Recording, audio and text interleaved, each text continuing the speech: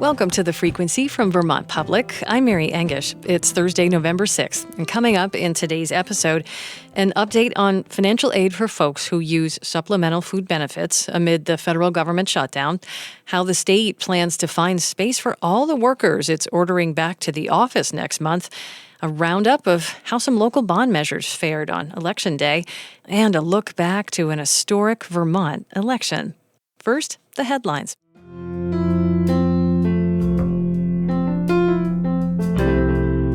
The government shutdown is now the longest in history. In Vermont, the loss of SNAP benefits, that's the name of the Supplemental Nutrition Assistance Program, rises to the top as a major effect of that shutdown. It's been 6 days now that low-income Vermonters have gone without these food benefits. Lawmakers and the governor recently approved using $6 million in state funding to help bridge that gap, and Vermont Public's Peter Hirschfeld reports officials say that money will be deposited on SNAP beneficiaries' EBT cards by tomorrow. I checked in with him about how food shelves in the state are handling the disruption. Pete, you headed to a couple places in Washington County. Where'd you go and who'd you talk to? What'd you see?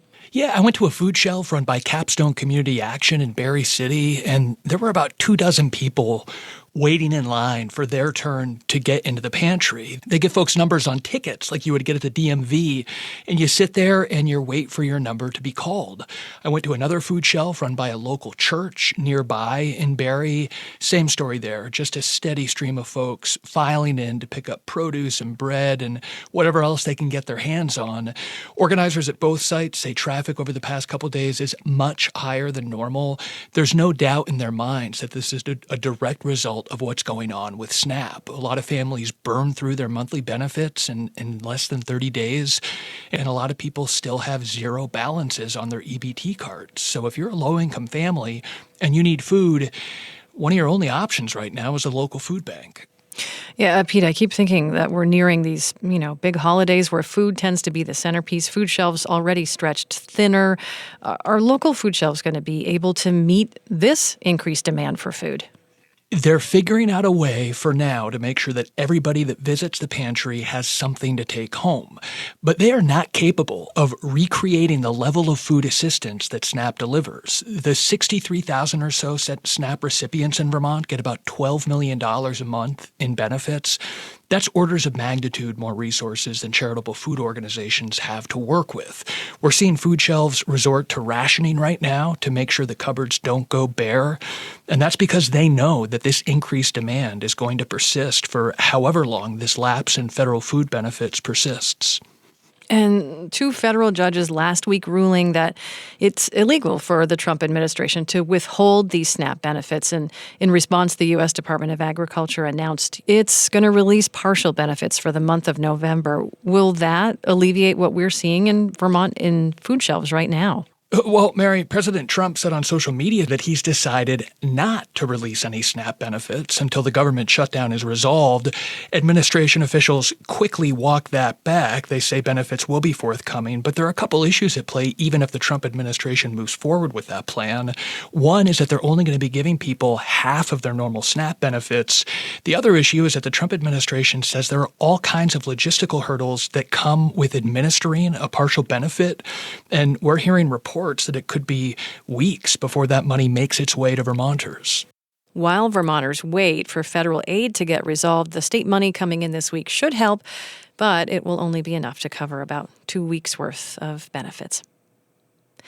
A key Vermont lawmaker wants the Scott administration to consider holding off on ordering state workers to come into their offices more often. The Scott administration plans to require several thousand state employees to return to the office at least 3 days a week. That's supposed to start December 1st. But Senate Appropriations Chair Andy Perchlik says in order to fit everyone, the state plans to rent private office space in Waterbury. He says he's concerned about how much that would cost.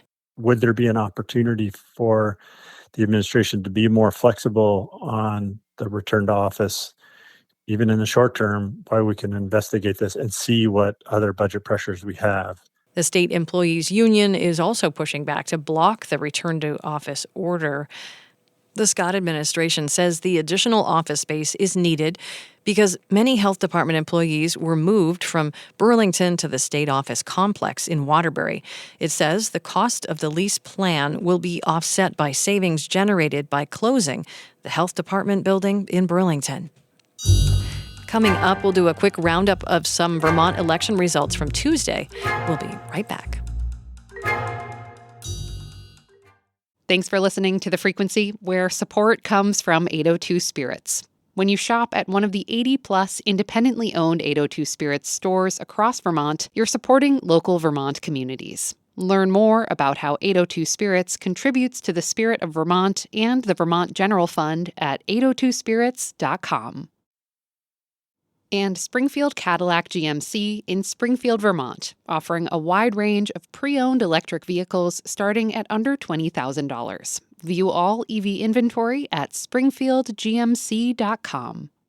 In Plainfield, residents rejected a $600,000 bond to purchase land for the East Village Expansion Project. That's a new housing initiative. Plainfield's assistant town clerk Jamie Hammock says the bond was voted down by 60 votes.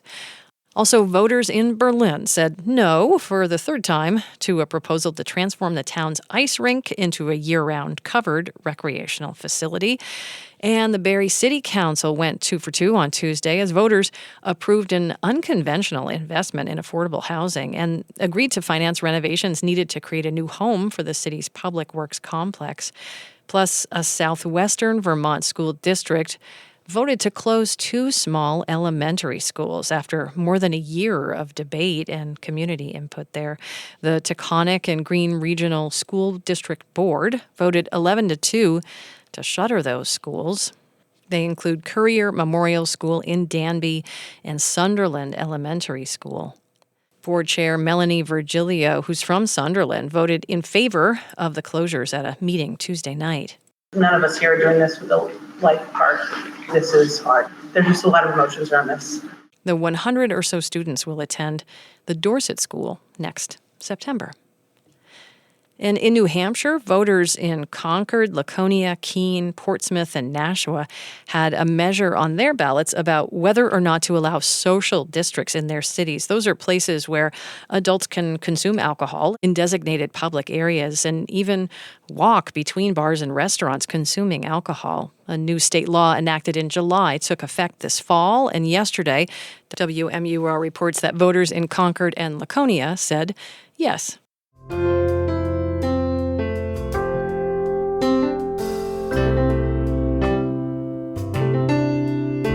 And there were some other major elections in other states. Virginia voters nominated its first ever female governor. Virginia, one of the original 13 colonies, making its choice for Democrat Abigail Spanberger.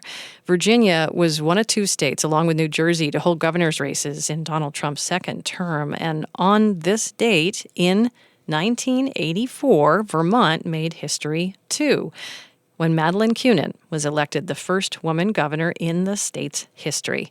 Kunin got reelected 2 years later by a slim margin. In the 1986 election, she ran against Peter Smith and now U.S. Senator Bernie Sanders. Here's a clip from our archives. You were a symbol. There were women who traveled all across the country by bus who did not know you personally, but wanted to witness the inauguration of a woman. Well, I think you're right. It sort of became bigger than me personally. I think when you see a woman for the first time doing something that traditionally only men have done, be governors, be the highest elected official in the state, it sort of sends a little ripple through, and people see themselves differently. Women see themselves differently, and they see their own strength and their own future possibilities. So it was very exciting. It was also very terrifying on some level, feeling that I've got this responsibility on my shoulders to be, 1, a very good governor of the state of Vermont, and 2, not to let anybody down in terms of their expectations of how the first woman in Vermont might govern.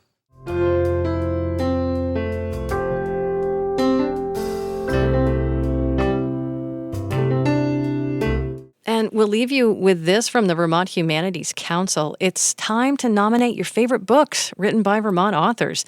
Nominations are open for the 2025 Vermont Book Awards. You can nominate books published or forthcoming in 2025. To be eligible, a book must be written by a Vermont author, and that's defined as someone who lives in Vermont more than half the year. Finalists will be announced in the spring. And that's it for The Frequency today. Let us know what you'd like to hear in this daily news podcast.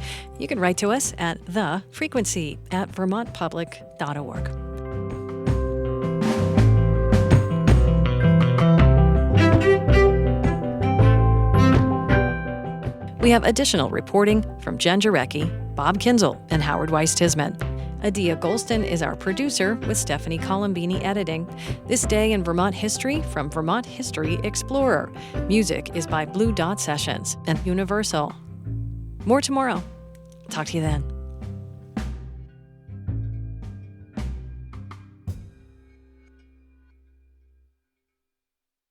Sources and methods, the crown jewels of the intelligence community. Shorthand for how do we know what's real? Who told us? If you have those answers, you're on the inside, and NPR wants to bring you there. From the Pentagon to the State Department to spy agencies, listen to understand what's really happening and what it means for you. Sources and Methods, the new national security podcast from NPR.